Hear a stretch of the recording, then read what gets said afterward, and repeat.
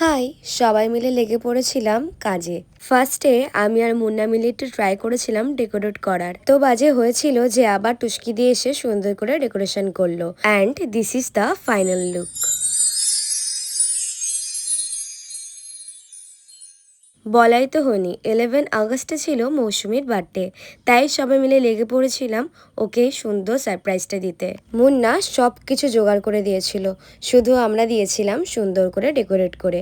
করেছিল টুস্কি দিয়ে, শুধু আমরা ওর হাতে হাতে একটু কাজ করে দিয়েছিলাম। মৌসুমীর কেক কাটিং এর পালাও চলে আসলো, তারপর দেখছিল মুন্না ওকে কি কি গিফট দিয়েছে। সবাই এক জায়গায় থাকবো আর নাচ হবে না এটা বললে তো একদমই ভুলই বলা হয়। ভীষণ নেচেছি আমরা, কি বলবো, বিনা কারণে নেচে গেছি। যেটা করতে এতক্ষণ সময় লেগেছিল সেটা দেখো 1 মিনিটেই শেষ। মৌসুমীর বার্থডে সেলিব্রেশন থেকে বেরিয়ে তারপর গেছিলাম সায়ন দাদের বাড়িতে। ফার্স্টে গিয়েই তো আন্টি 1 প্লেট পকোড়া আর তার সাথে দিয়েছিল কফি।